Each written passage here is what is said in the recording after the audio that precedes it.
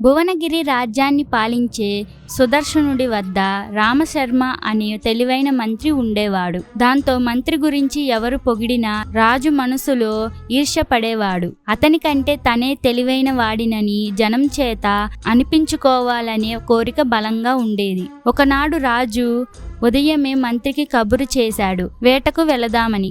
దాంతో మంత్రి గుర్రం వేసుకొని వచ్చాడు. ఇద్దరికీ ఒక గుర్రం చాలు, నీ గుర్రాన్ని ఇక్కడే కట్టేశాయి అన్నాడు రాజు. మంత్రి రాజు వెనకే గుర్రం ఎక్కాడు. ఇద్దరు బరువు మోస్తూ పరిగెత్తడం అంటే శక్తికి మించిన పని. అయినా ఎదురు చెబితే ఏమనుకుంటాడో అని మంత్రి మారు మాట్లాడలేదు. మధ్యాహ్నం వరకు అడవిలో జంతువులన్నీ వేటాడాక ఒక చెట్టు కింద కూర్చున్నారు. అలసటతో గుర్రం దూరంగా ఉంది.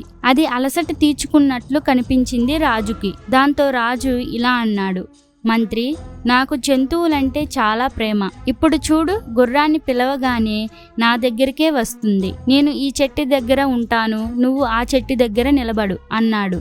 దాంతో మంత్రి తప్పుతుందా అనుకొని లేచి కాస్త దూరంగా ఉన్న చెట్టు దగ్గరకు వెళ్ళాడు. రాజు ఈల కొట్టగానే గుర్రం కదిలింది. పరిగెత్తుకుంటూ వస్తూనే ఇద్దరిని మార్చి చూసింది. అది నేరుగా మంత్రి దగ్గరకు వెళ్ళి చేతిలో పచ్చగడ్డి నోటితో అందుకొని తినసాగింది.